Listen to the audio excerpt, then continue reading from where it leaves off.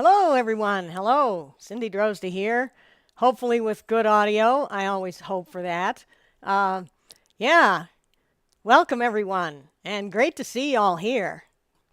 I am going to talk today about my recess finisher tool. And this is one that I've probably mentioned before, and I've probably got a YouTube video on it already, but I'm going to do a little more in-depth today and show a few things and also invite your questions. So please, if you have questions about this tool or anything else, please do write your comments in, and I'll do my best to get to every one of them. I am here in Erie, Colorado, my hometown these days, and I don't know if you can tell, but in the back of that blue Subaru, there's a brand new jet air scrubber, ceiling mounted air cleaner thingy that I just got for myself. I guess I'd call it a Christmas present, right? I'll be installing that soon, and my lungs will be a whole lot happier. Yeah, and what I'm doing here now, I call it a Tool Talk live stream. And I am streaming to a number of destinations. A lot of you may have found me on the StreamYard direct link, which I send out. So if you want to subscribe, is this the place to put it? Yes, to my newsletter, I send out this link a couple days ahead. So you can join it just with the link. Otherwise, you can go to my YouTube or LinkedIn, Twitch, etc. I'm trying to stream to Instagram. It didn't work this time, but I'm working on it and they're working on it. So next one, January 5th will be my next one. That is 2 weeks from today. I do these approximately every 2 weeks. I do something approximately every 2 weeks. And so does my friend Todd. And let me get out of the way there. His next one is next Friday. Todd he calls it All Things Wood Turning, and you can sign up on his website. Let me see here. I don't have a way to put a direct link in there, but if you go to woodturningtoolstore.com, that's his company, Woodturning Tool Store. I'm going to get out of the way of that just for a second. And he does the same sort of thing where you can get a direct link. You can go to his YouTube channel. You can go to his Facebook page. And, well, I'll be there next week because I won't be doing this until the following week, 2 weeks from today. Todd Raines and I do a sharing and Q&A session approximately once a month, but there's not going to be one in January because Todd is going to the Tennessee Woodturning Symposium, so go see him there. That'll be even more fun than sharing with him online. And I'll be doing a live stream instead on that day. So our next joint sharing and Q&A session is Friday, February 2nd. Look forward to seeing you all there. And that's a place where it's a live Zoom meeting, so you can share your work that you've done or ask a question of either of us. And if you've attended one of our IRDs, you might have made the project and want to show it off. So that's a fun thing to be at. I am doing a live interactive remote demonstration on January 13th. Here is my website on a QR code. So you can either type it in, you can use the QR code. You search for me on Google and you'll find me. I'm pretty easy to find.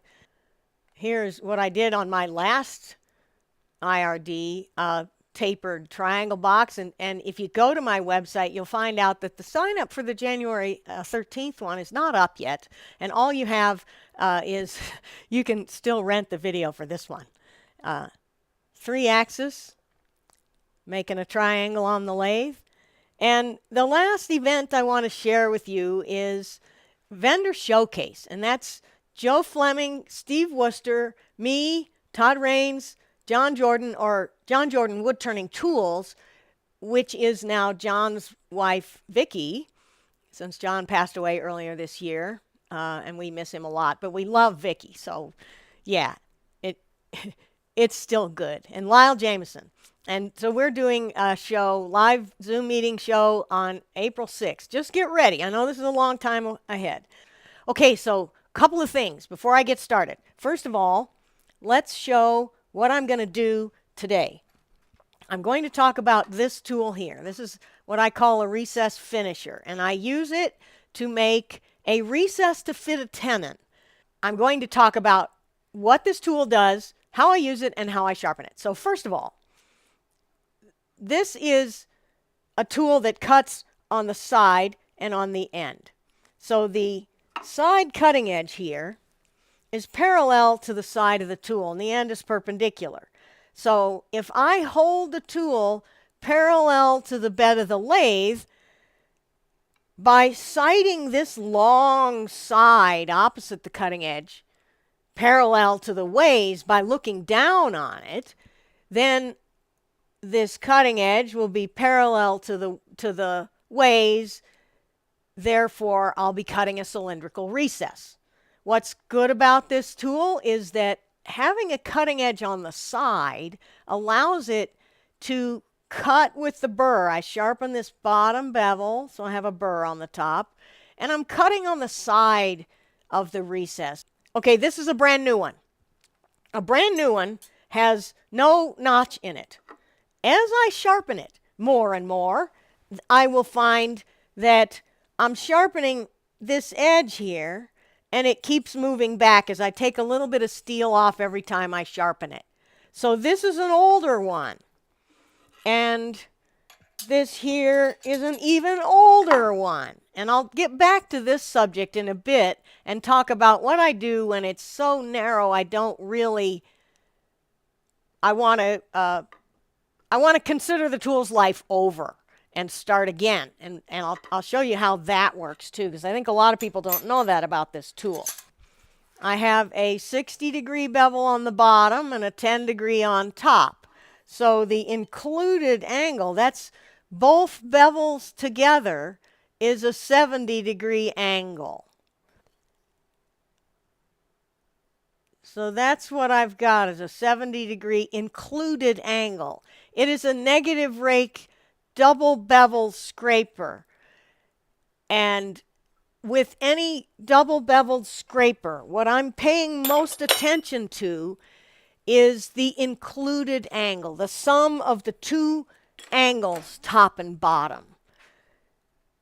And here are a couple of questions. Let's get to that.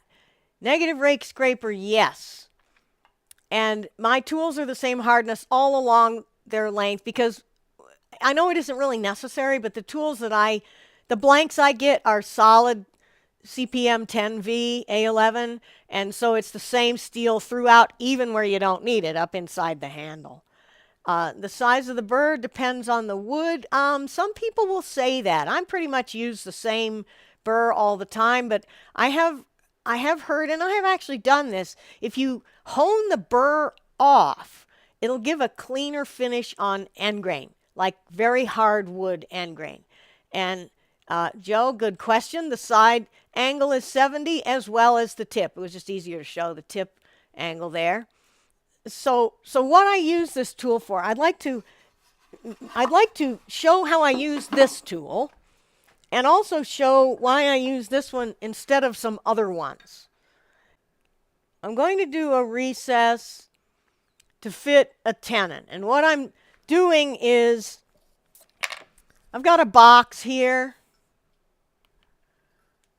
And this box, the lid has a tenon, the base has the recess, and what I want to do is jam chuck the lid so that I can put an inlay on the top and finish off the top. I'm going to start with making a recess to fit a tenon with this tool. And I would rather not have to do this, but sometimes I have to, like now. So I'm going to caliper my tenon. And this tool is the perfect one to do this job, making a recess to fit a tenon. And so I've got my caliper set, and I'm going to transfer that diameter to the end of this piece here. Lathes at high speed. Well, actually, let's first start with Let's first start with making sure I tightened up the chuck. And the answer is yes. So I'm going to take my parting tool and just clean off the end of this piece here. And then we'll take the caliper and scribe with the point closest to me, making a scribe mark that would line up with the far point if I touch the far point to the work, which I never will, because the wood's moving up on the other side of center, and it could grab. So that's hopefully my recess diameter are pretty close. And I want to talk about some of the tools that I might not use for this job. Okay, some I would and some I wouldn't use. So if I have a tool with a double bevel like this one, a tool like this cuts only with the end cutting edge. Here are a few. They all cut only with the end cutting edge because there's no cutting edge on the side of the tool. So here I'm going to use this one, and I'm going to line it up and push straight into the wood. And I'm cutting a recess, pushing straight into the wood. And what's happening here is the tool, this tool has a radius on the side of it.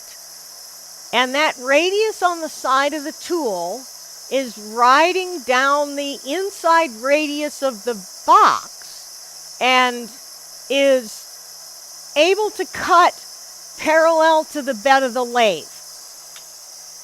This tool only cuts with the bottom, so I'm able to make a parallel walled recess by holding the tool parallel to the bed of the lathe, and I'm doing that by aligning the tool with this line here on the bed of the lathe while I'm cutting.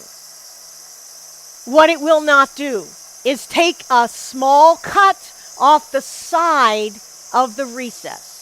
So any of these tools with a round shank on the side of the tool will operate that way. If I have a tool that's got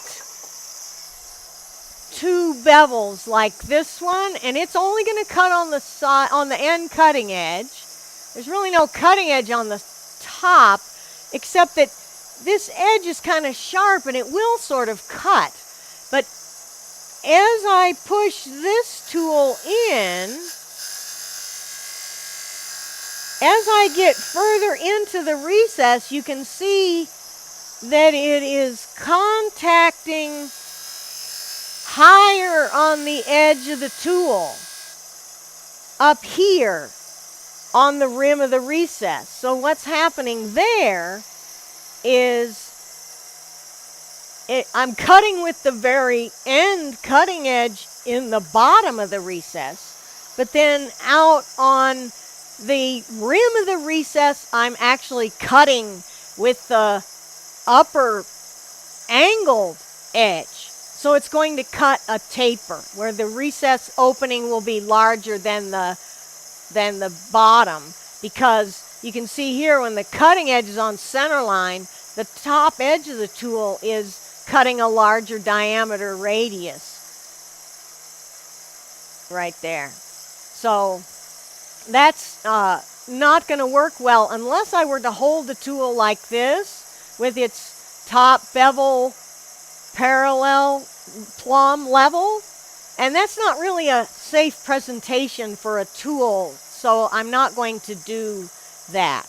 Now if I have a tool that's got a single bevel and it's cutting on the end of the tool, this will work great because it'll cut at the same point on the circle for the whole depth of the recess. And that might be a tool like this one. single beveled scraper. Again, it's only going to cut on the end, so it's not going to take a little bit off the side wall. It's only going to cut on the end of the tool. And if I use this to cut my recess, I can cut a recess very nicely. But what I can't do is take just a little bit off, because it's hard to grab just a little bit of cut with that tiny corner there. Okay, so what else do I have? Another tool that works well in the same way that my recess finisher works is a square carbide with a cutting edge on the side. So this will do the same job as my recess finisher. The only difference here is that carbide doesn't take a burr on top like steel does.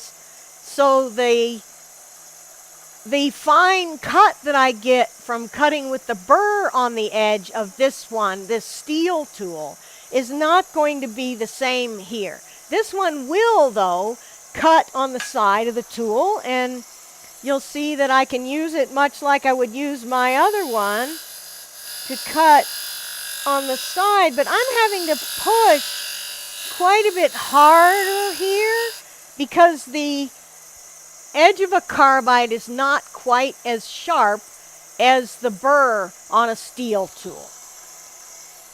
So let's just get, with something, anything I want to, closer to my line here.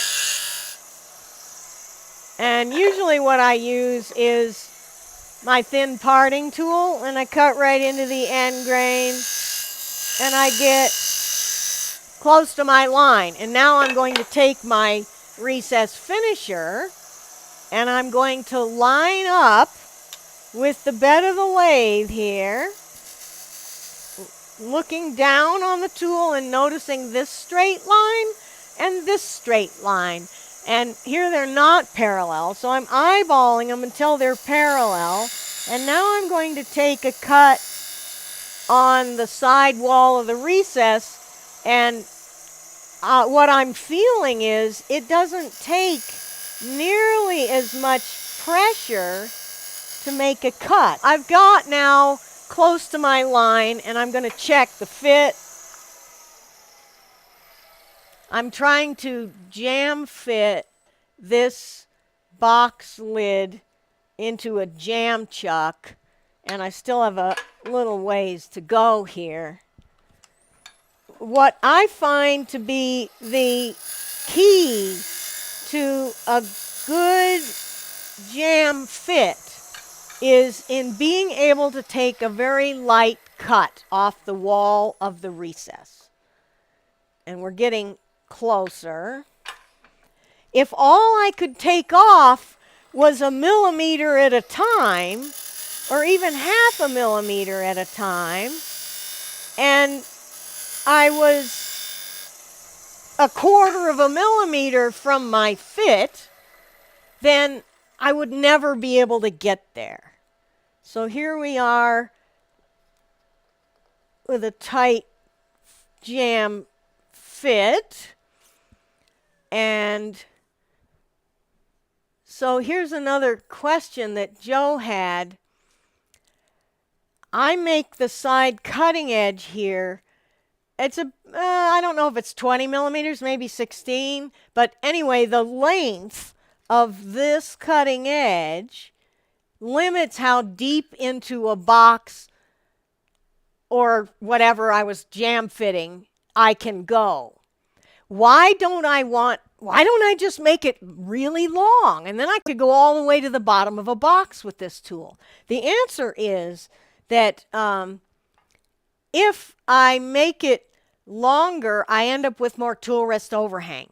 What's happening here is, let's get this out of here, and I do have a hole through this so that if I get that jam chuck stuck, I can get it out again. And maybe that'll happen. It's pretty tight.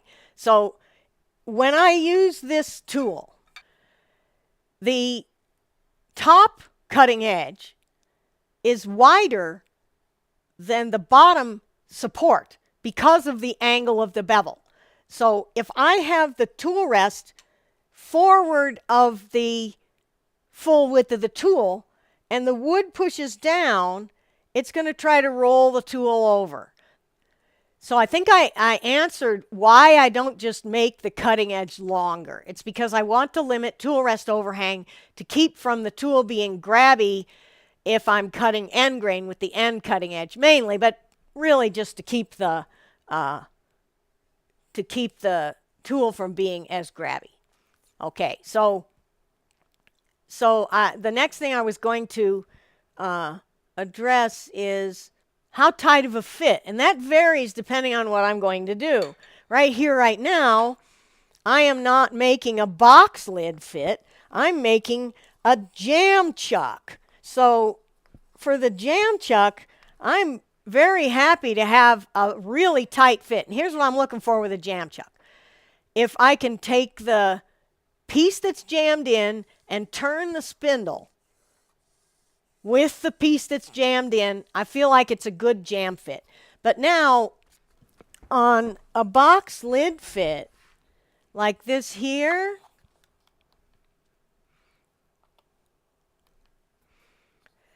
I don't want it that tight because, maybe I like the pop fit.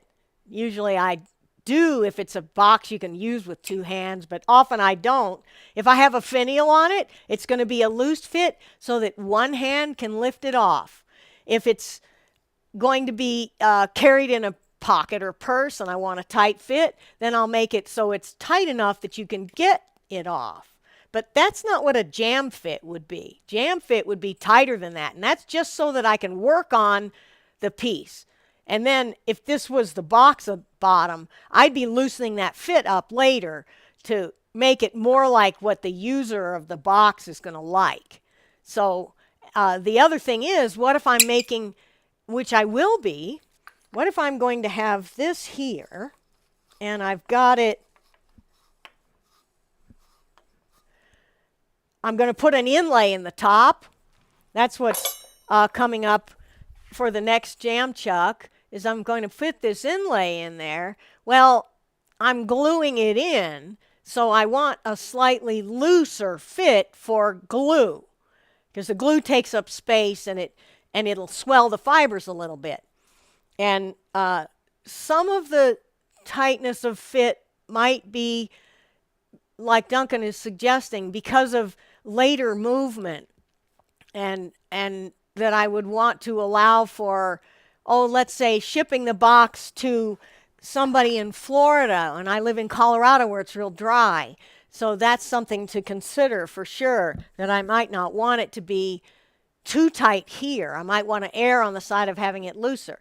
Possibly the fit will change with the seasons. Possibly the fit will change when I put finish on the box. So yeah, I have to allow for many, many things.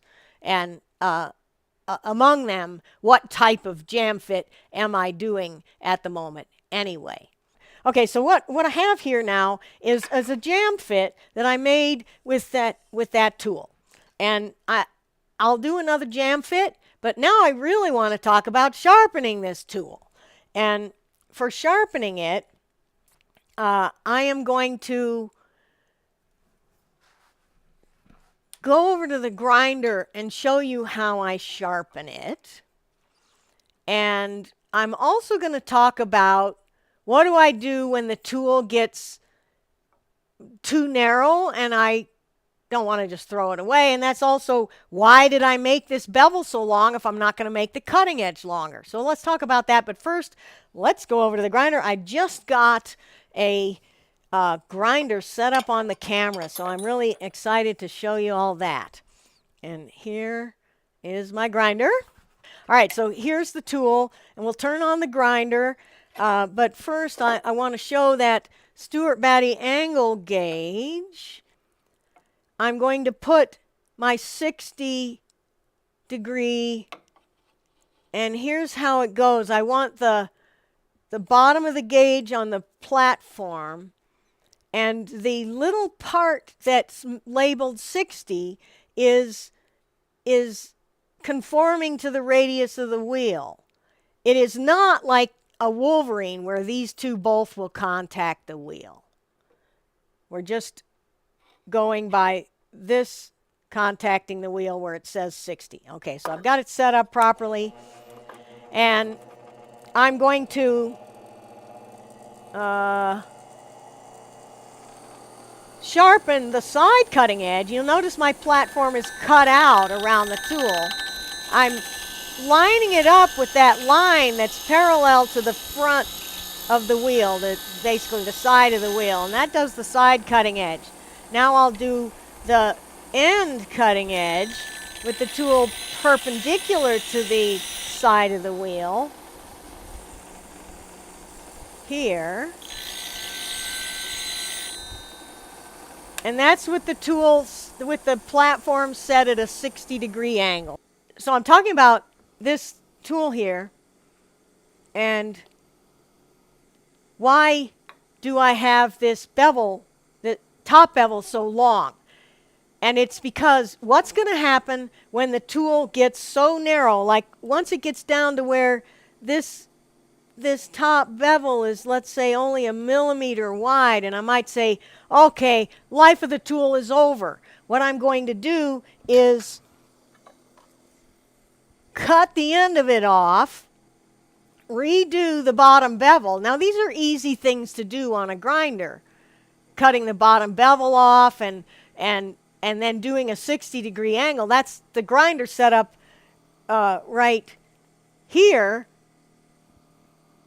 that I just had, right? So that's easy to do. It is not as easy to do this side bevel, top bevel, but it's fairly easy to do the top bevel on the end. Here's Ian's question. The tool I'm using has radiused edges, and the tool you just got from me has square edge, straight edges. Yeah.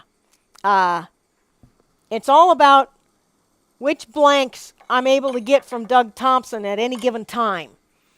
The radiused edges on this tool have no advantage whatsoever. It's only that Doug ran out of the other blanks, and I can't get them for months, so I'm making the tool out of this blank. The advantage, I guess, of this blank is that the end of it is round, so you can put it into a homemade handle with a round hole in it, and that's a kind of an advantage. So I guess there is an advantage to it, not on the cutting edge, but on the on fitting it into a handle. But basically, it's exactly the same tool. Now, where I was I was talking about, here's why I made this top bevel so long. It's so that when I decide I want to redo the edge, I'll cut it off at the end and start over. And now we're going to go over the grinder, and I'm going to do that top bevel on the platform. I have right now a 60-degree platform on here, and I've got another. I like to have a platform set up for every angle I like because it's a whole lot faster than fiddling around, number one, waiting for the grinder to stop to put a different angle on here. So I'm just going to put this one on here, and this is that 10-degree top bevel angle. Had it a little too close there, all that noise. Okay, so now I've got the 10-degree top bevel angle, and I'm going to put the tool on the platform, turn on the grinder, and do the angle here, holding the tool perpendicular to the edge of the wheel. And you can see that the angle I have is a really steep angle. Now, what if I didn't have this kind of a platform? It's more difficult to do this angle with a, let's say, the Wolverine platform that a lot of people have. It's more difficult, but it's not impossible. Doing this side top bevel with a Wolverine platform is just not going to work. try it and you'll see what I mean. It's because the platform I'm using pivots right at the edge of the wheel instead of pivoting further away from the wheel. So as you try to get a more acute angle on a Wolverine platform, you get the platform moving further away from the wheel. So it's easier to do a top bevel and very difficult to do this side. It's easy to do the end top bevel and very difficult to do the side top bevel. So here's what I did. I haven't gotten all the way yet because what I'm aiming for is I want to see this 45-degree angle that is the intersection between the end bevel and the side bevel. I want to see that right in the corner like it is on this one. So I've got a ways to go still on this tool to get my top bevel done.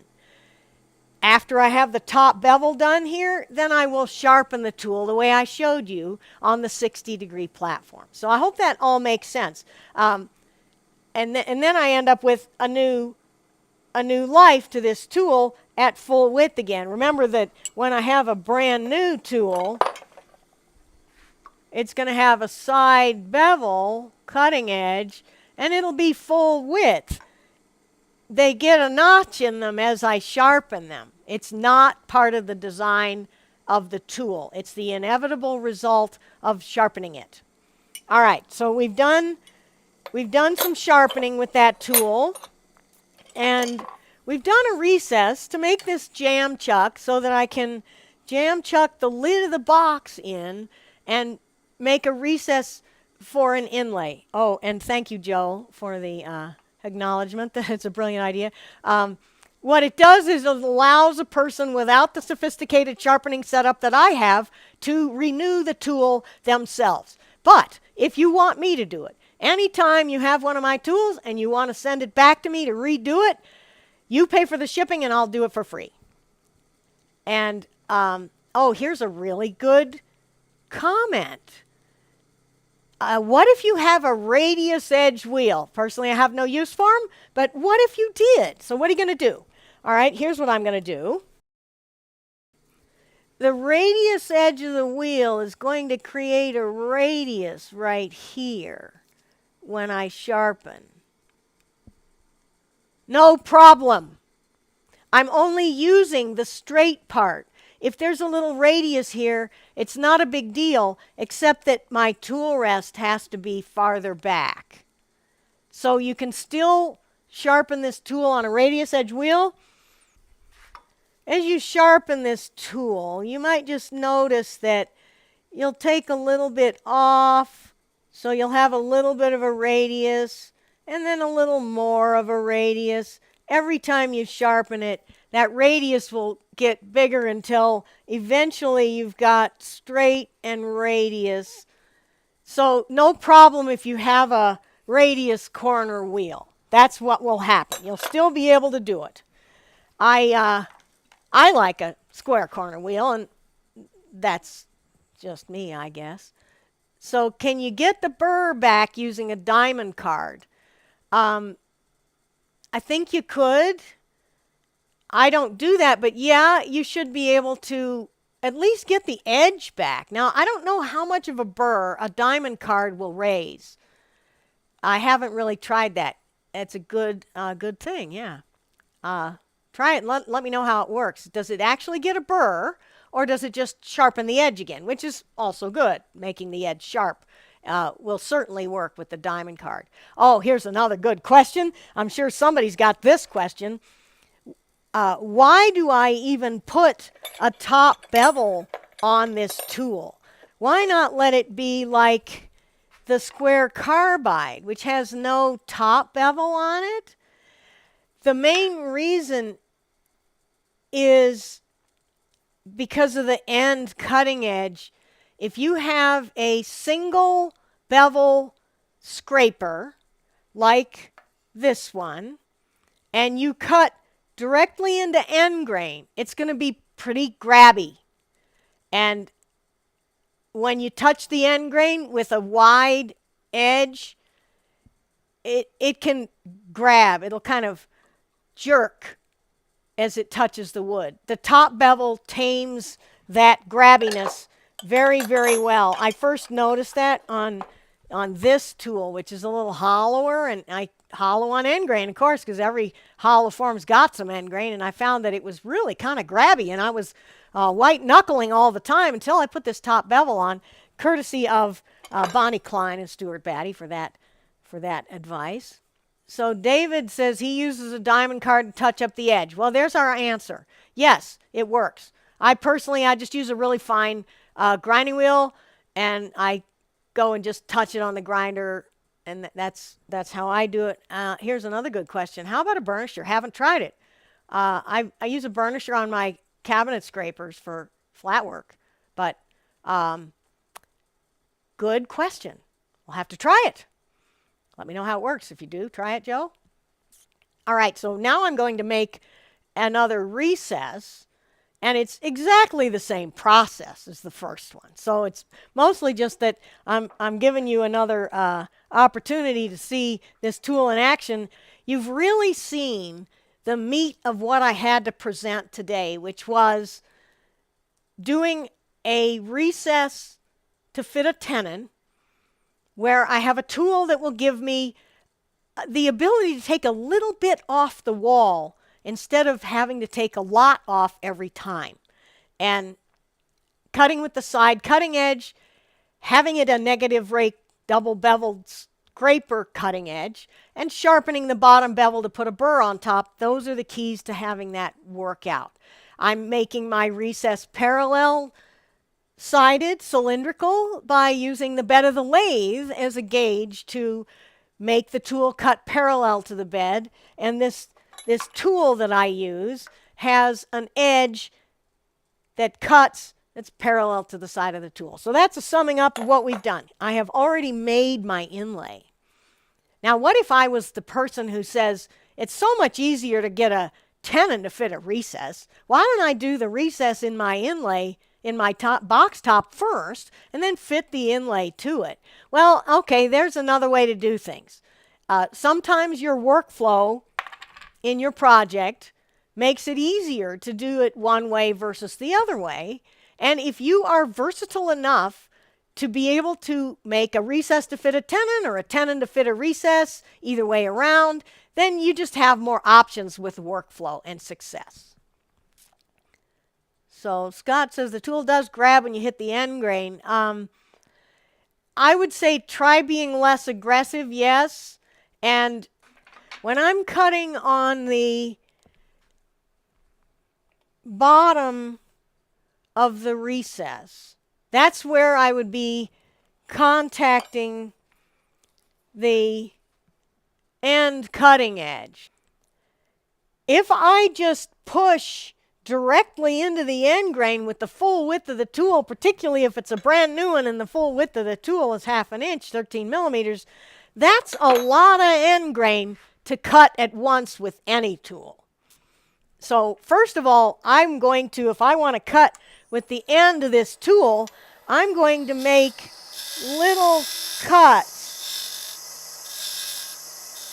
and then move over and move over and move over. I'm not going to try to just push directly into the end grain with the whole edge. For one thing, it chatters a little bit.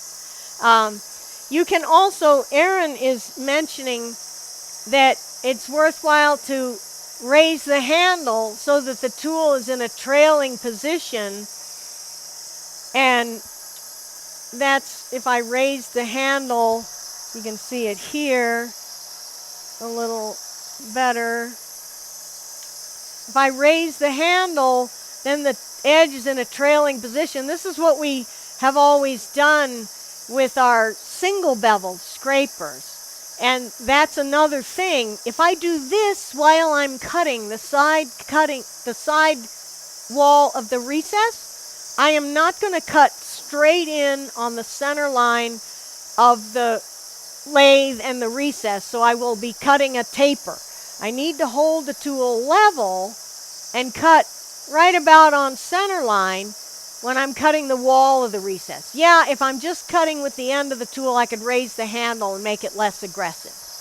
So to get back to where we were here, here's what I do when I need to cut on the wall, on the bottom of the recess. We'll just get down there. I'm going to take the tool and put it in the center hole there, which I've relieved with another tool. And then I'm going to draw the tool toward me. What I'm doing there is cutting with the side cutting edge, cutting the side grain of the wood.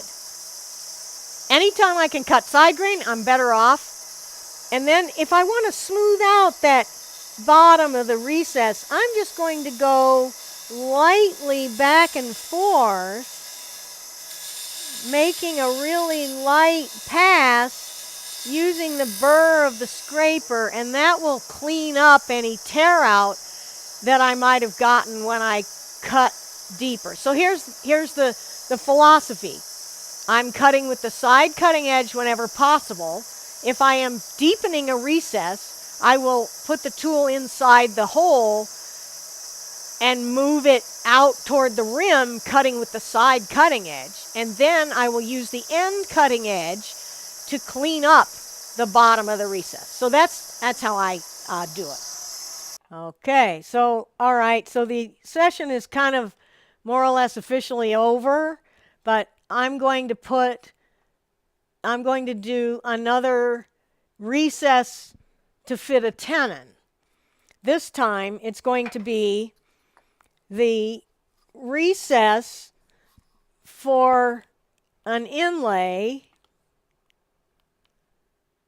in the top of the box, and I'm going to start with just shaping the top of my box a little bit. Now I know because I measured it that I don't have just a whole lot of material in this top. So I'm going to have to be kind of careful not to go too deep. I'm going to use my bowl gouge here. This is a 3/8 diameter, 10 millimeter, 40/40 grind bowl gouge. And I'm just going to make some shape to the top of my box.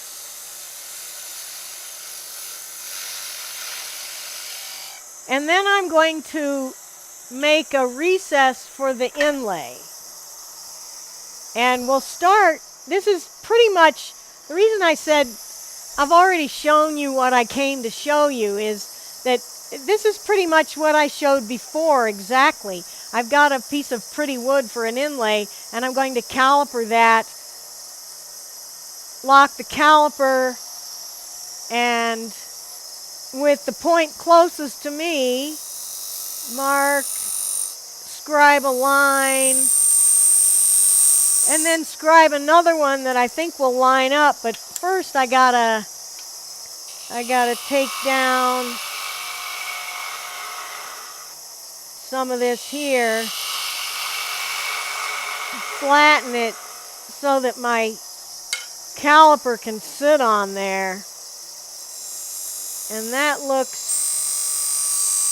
about right. See, I've got both points possibly fitting in the inlay or in the groove I just scribed. So to make the start of this recess, I'm just using my bowl gouge. I don't need a very deep recess here. All I need is enough to hold the inlay on center of the box. And now I'm going to take my recess finisher and pull the tool rest back enough to where I'm supporting it on the full width of the tool steel. And I'll put the tool in the middle of the cut and pull it out toward the rim, cutting with the side cutting edge. Let's see if it fits. I'll give myself a little more tool rest room just so that I don't have to move the tool rest to check the fit. We've got a ways to go here yet, so take another cut or two. I'm just skimming across the bottom of that recess, and then I'm moving the tool parallel to the wall to cut gradually on the wall of the recess. What I mean by that is if I pull the tool straight in to the cut, I'm cutting with more of the cutting edge than if I cut by running the tool along the cutting edge. This is similar to when we take our parting tool and kind of move it side to side to make a less aggressive cut. I'm making a less aggressive cut that way and therefore taking less off of my recess wall. So this is real close. It won't fall out. I just need a very tiny little bit more on the wall of this recess. My recess is about 2 millimeters deep. That's just over 1/16 of an inch. And now it's almost fitting. We'll take a little more off of here. I'm lining the tool up with the bed of the lathe by looking down on it, closing one eye so that I can see the two lines line up. And it fits now. And look at this. This is a really great jam fit because I can turn the whole thing by turning the piece that's jammed in. But if I try to glue this, I'm going to have no end of trouble because what's going to happen is I'll put glue in there, and when I get it part way in, the glue will swell the wood fibers and grab, and I won't be able to get it all the way in. So that's not what I want if I'm gluing. I want to take a tiny bit more off of my recess wall, and I'm doing that by, let's get the broad view here. I've got my tool rest back far enough. I'm lining up the tool with the bed of the lathe, and I'm just cutting a little bit. Just a little bit of dust comes off. Now, it doesn't turn the spindle with the inlay piece. It's a little on the tight side of just right here.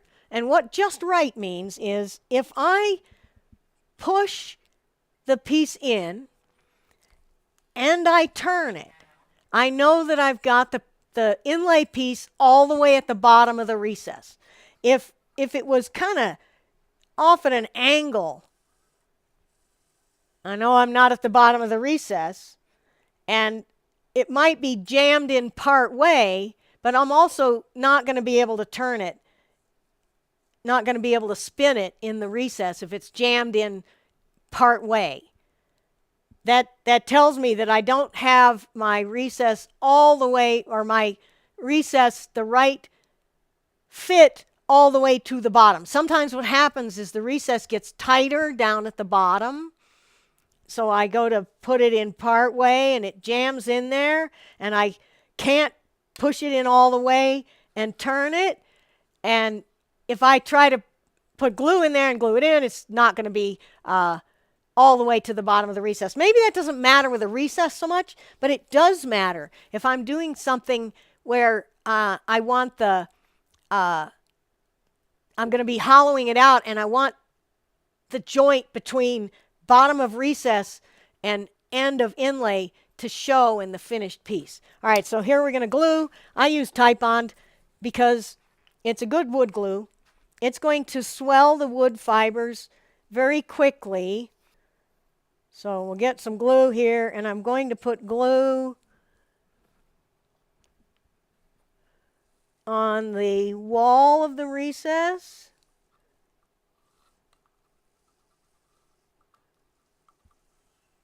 And on the bottom.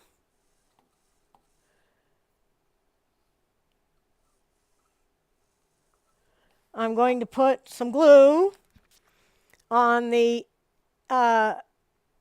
tenon part, some glue, but we're not going to spend a huge amount of time here. And then we're going to very quickly get our tailstock up close, put the piece in all the way. I'm not going to be able to turn it in the recess now because that was too tight of a fit, really.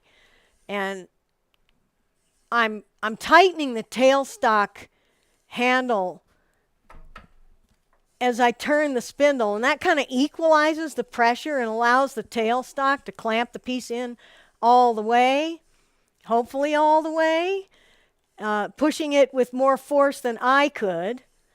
And before I turn the lathe on, I'm going to wipe out the squeeze out so that it doesn't end up on my safety glasses and computer screen. And then I'll just finish off the inlay flush with the piece. And we're just using the bowl gouge and taking some fairly light cuts. I've got more inlay than I needed, and I'm making that inlay flush with the top of the box. Now I need to take away the tailstock. I've just got a little more cutting to do here, and we will have a box inlay. I like to take a negative rake scraper and smooth it out because I get a better dome top shape that way. And then I'm going to put a little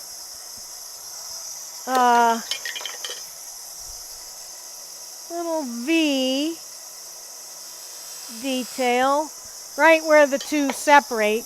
Now I want to do all my sanding, and the top of my box is done. That's a pretty cool piece of wood. I have no idea what kind of wood it is. It was in my firewood pile.